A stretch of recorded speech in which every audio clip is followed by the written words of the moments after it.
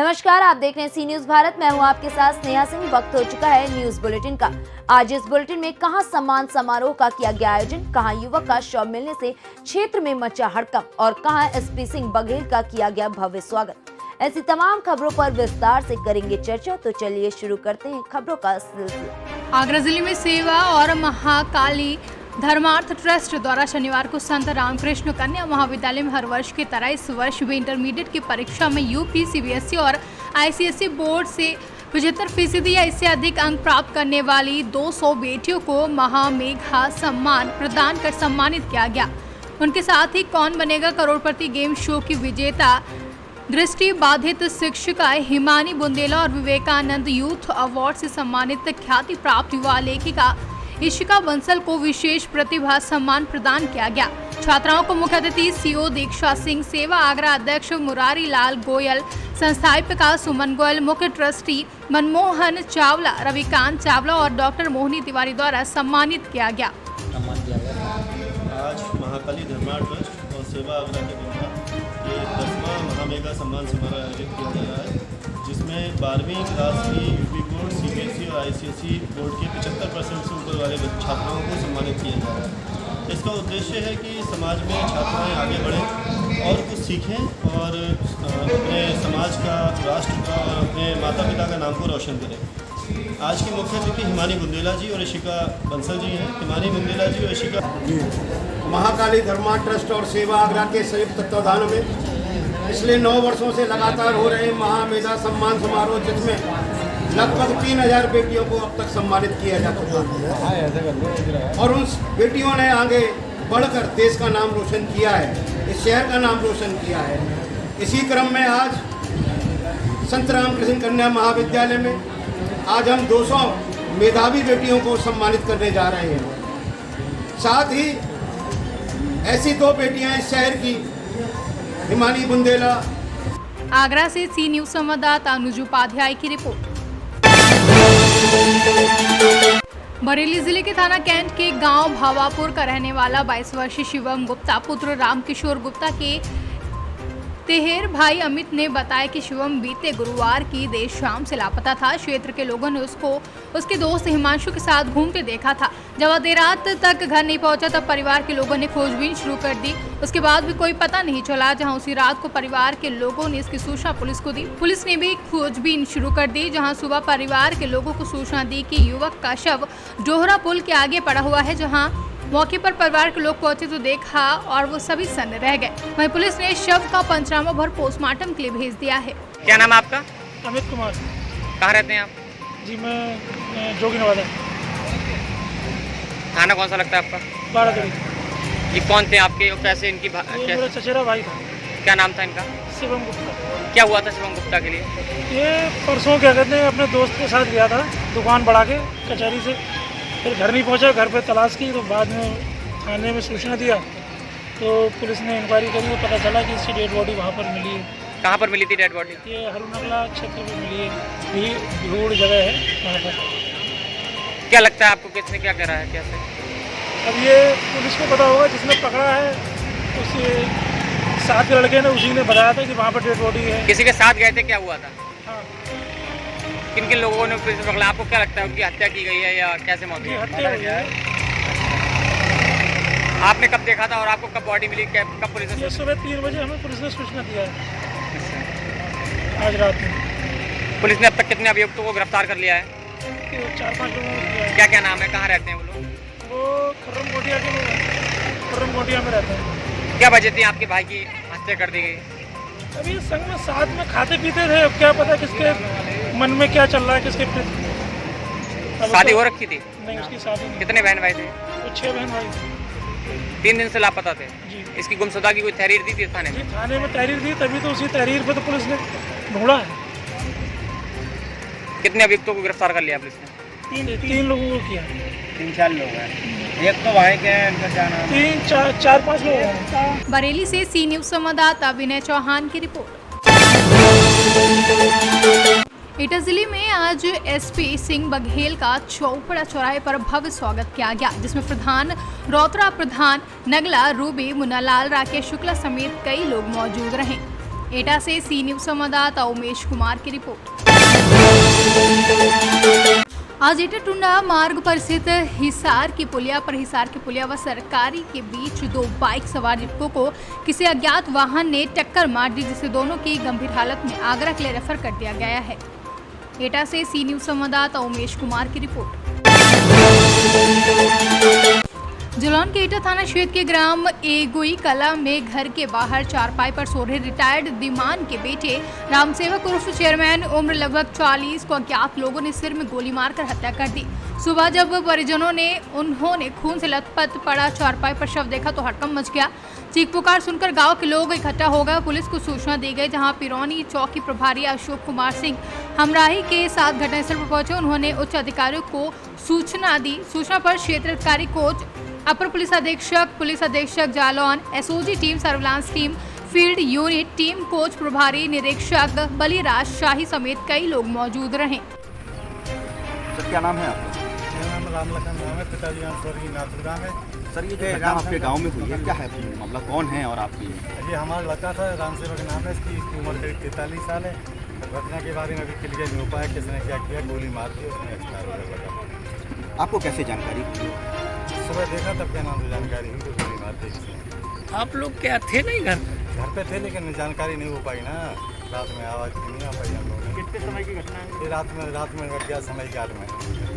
किसी से कोई आपकी दुश्मनी वगैरह? नहीं, मेरी ऐसी खुल करके किसी से नहीं, अंदरूनी कोई मानता हो तो मैं कर सकता हूँ। पुलिस ने तहरीर दी है कि किसके खिलाफ? पुलिस की तहरीर तो मैंने अभी अज्ञात लोगों के खिलाफ दी है। पुलिस ने क्या आश्वासन दिया? पुलिस कार्रवाई करेगी अपने से। पुलिस ने आश्वासन दिया कि अपने स्तर से कार्रवाई करेंगे, उनको अपनी कार्रवाई कर भी रहे हैं और उनसे टीम भी बुलाई, उन्होंने सब कार्रवाई कर रहे हैं। आश्वासन दिया कि सही घटना खुलेगी। ये करते क्या थे आप? करते घर पे खेती भी करते थे क्या, और ट्रकबाजी भी ड्राइवरी भी कर लेते थे। आज जो इंगोई कला में के हत्या का मामला आया है, क्या है? देखिए, ये इंगोई कला थाना एक का मामला है। आज सुबह पुलिस को सूचना मिली, पुलिस मौके पर आई तो ज्ञात हुआ रामसेवक अग्रवाल नामक व्यक्ति 42 साल है, अपने बाड़े के बाहर में ही काट के सो रहे थे और उनको एक गोली लगी हुई थी। तो बॉडी को पुलिस कब्जा पुलिस के लिए दे दिया गया है। अभियुक्त थाना एक में पंजीकृत कर दिया गया है।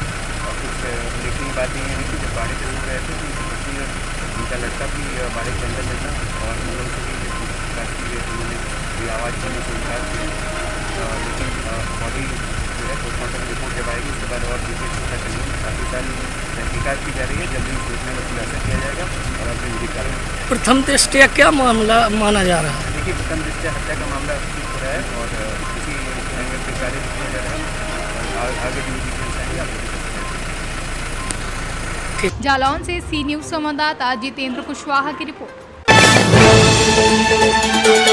इंदौर जिले में सख्ती बढ़ाने और अपराध पर लगाम लगाने के लिए एसपी ने कमान संभाली है। मोटरसाइकिल पर सवार होकर दल बल के साथ सड़कों और गली मोहल्ले में भ्रमण किया, जहां इंदौर के राजेंद्र नगर इलाके में रहवासियों के लिए अचानक कितनी पुलिस देखकर कौतूहल का विषय बन गया। दरअसल मोहल्ले में इक्का दुक्का भ्रमण करने वाले पुलिसकर्मियों के अलावा यहां अचानक दल बल नजर आया। इतना ही नहीं, मोटरसाइकिल पर खुद पुलिस अधीक्षक भी थे। आते जाते लोगों को टोका टाकियों और लोगों की तलाशी भी की जा रही थी। इलाके की अधिकतम कॉलोनी में पहुंचकर पुलिस अधिकारियों ने भ्रमण किया। दरअसल सीएम की फटकार के बाद एक्शन मोड में इंदौर पुलिस दिखाई दी है। तो सभी अधिकारियों को ये निर्देशित किया गया है कि शाम को 6 से 9 या 7 से 10 अपने थाना क्षेत्र में कम से कम 3 या 4 मोटरसाइकिल पार्टी के साथ में हर गली मोहल्ले और ऐसे स्थानों पर जहां पर कि आवारा तत्वों या बदमाश आदतन अपराधियों का मूवमेंट रहता है या वो लोग रहते हैं, ऐसे जगहों पर जाएं और चेकिंग करें। क्योंकि अभी तक ऐसा होता था कि हम लोग चौराहों पर चेक करते थे, परंतु चौराहों पर चेकिंग करने से ये सामने आ रहा था कि जो बदमाश लोग हैं वो दाएं बाएं से निकल जाते थे और पकड़ में नहीं आ पाते थे। लगातार ये कोशिश कल से शुरू की गई है कि अधिकारी शाम को थाना प्रभारी, सीएसपी, एडिशनल एसपी, एसपी स्वयं निकलेंगे मोटरसाइकिल से और ऐसी जगहों पर जहां लोगों की आवारा तत्वों की उपस्थिति की आशंका है, संभावना है, वहां लगातार पुलिस का मूवमेंट, उनकी तलाशी, फ्रिस्किंग, चेकिंग जारी रहेगी। सुबह 8 बजे भी हमारे थानों के 2 IC साहिबान के साथ में 2 मोबाइल पार्टियां निकाली गई थी और ये व्यवस्था लगातार जारी रहेगी। जो अपराधी जहाँ पर मिलेगा उसको वहाँ से दबोचेंगे और ये सुनिश्चित करेंगे कि इंदौर जो आज स्वच्छता में देश में प्रथम है, वो आने वाले समय में सुरक्षा में भी सर्वप्रथम सामने हो। इंदौर से सी न्यूज़ संवाददाता शाहनवाज खान की रिपोर्ट। इंदौर शहर में चोरों के हौसले दिन ब दिन बुलंद होते नजर आ रहे हैं। हर रोज चोरी की वारदातें सामने आ रही हैं, जहां चोरों के मन में पुलिस का जरा भी खौफ नहीं है। दरअसल चोरी की यह वारदात एरोड्रोम क्षेत्र के कॉलोनी नगर की है, जहां स्थित प्रिंस ज्वेलर्स की दुकान पर शुक्रवार की सुबह करीब 5 बजे 6 चोरों की टोली ने शटर उछाड़कर दुकान में रखे करीब 5 लाख रुपए के जेवर पर हाथ साफ करके फरार हो गए हैं। वहीं दुकान मालिक हुकुमचंद सोनी ने शनिवार दोपहर बताया कि 6 चोरों द्वारा चोरी की वारदात को अंजाम दिया गया है, जिसमें बच्चे भी शामिल हैं। पूरी घटना दुकान में लगे सीसीटीवी कैमरे में कैद हो गई है, जिसकी शिकायत थाना एरोड्रोम पुलिस को दी गई है।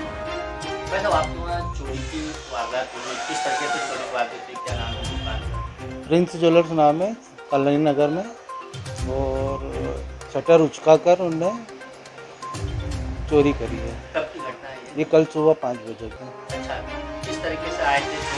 सीसीटीवी में किस तरीके से दिखे हैं? 6 जने आए थे बाहर, उनने मिलके शटर उठाया, उसके बाद एक जना अंदर घुस के सारा सामान ले गया। अच्छा, लगभग कितने का सामान हुआ? कितने ये अंदाज नहीं है, फिर भी अंदाजन था। हाँ 2-4 लाख रुपए का। अच्छा, इसकी शिकायत कब की आपने कहा? एरोड्रम थाना में करी शिकायत। आपका नाम बताएं। हुकुमचंद सोनी। सीसीटीवी में नजर आ गए ये लोग? हाँ, सीसीटीवी आपने पुलिस को दे दी? हाँ दे दिया। आपका नाम? हुकुमचंद सोनी। इंदौर से सी न्यूज़ संवाददाता शाहनवाज खान की रिपोर्ट। इंदौर में शहर में तीसरी बार राष्ट्र विधिक सेवा प्राधिकरण के निर्देश पर नेशनल लोक अदालत का आयोजन किया गया, जिसमें 13,500 प्रकरणों की सुनवाई के लिए सूचीबद्ध किया गया। आपसी राजीनामा और सुलह समझौता के आधार पर खंडपीठों में मामलों को सुलझाया जाएगा, जहां मध्य प्रदेश हाईकोर्ट के अलावा सभी जिला मुख्यालयों में स्थित जिला कोर्ट के अलावा अधीनस्थ न्यायालयों में प्रकरणों की सुनवाई होगी। वहीं लोक अदालत की जानकारी देते हुए डीजे दिनेश कुमार पालीवाल ने बताया कि 13,500 मामले विवादित हैं और 23,000 मामले लिटिगेशन से संबंधित है, जिसका निराकरण आज होने की उम्मीद है। आज यह साल की तीसरी राष्ट्रीय लोक अदालत आज आयोजित की जा रही है। इसमें कुल मिला के न्यायालयों में लंबित लगभग 13,500 केस लोक अदालत में निराकरण के लिए रखे गए हैं, जिनमें से बड़ी संख्या में केसों के निराकरण होने की संभावना है। इसके अतिरिक्त 23,500 के लगभग केस प्री लिटिगेशन केसेज के रखे गए हैं, उनके भी निराकरण होने की संभावना है। और कुल मिलाकर 66 खंडपीठ गठित की गई हैं, जो इन सभी केसों को देखेंगे। इंदौर से सी न्यूज़ संवाददाता शाहनवाज खान की रिपोर्ट। समाजवादी पार्टी कार्यालय में आयोजित मासिक बैठक संपन्न हुई, जहां उत्तर प्रदेश के पूर्व मुख्यमंत्री समाजवादी पार्टी के राष्ट्रीय अध्यक्ष अखिलेश यादव के नेतृत्व में 2022 के चुनाव की तैयारियां करने के आदेश दिए गए। जिलाध्यक्ष तिलक यादव के नेतृत्व में दोनों विधानसभा की जिम्मेदारी और कार्यकर्ताओं से कहा गया कि हर बूथ स्तर पर काम करना है और कमेटी तैयार करनी है। हर गाँव जाकर अखिलेश यादव के काम बताने हैं, जहाँ कार्यकर्ताओं ने पूर्व मंत्री शिवपाल का भव्य स्वागत किया। ललितपुर से सी न्यूज़ संवाददाता कोमल बरार की रिपोर्ट। बिहार सरकार के वन एवं पर्यावरण मंत्री नीरज कुमार बबलू के द्वारा सासाराम के सदर अस्पताल में वृक्षारोपण किया गया। वृक्षारोपण के दौरान उन्होंने लोगों को पर्यावरण संरक्षण के लिए आगे आकर पौधे लगाने का संदेश दिया। इस अवसर पर उन्होंने कहा कि पर्यावरण में लगातार बदलाव देखने को मिल रहे हैं।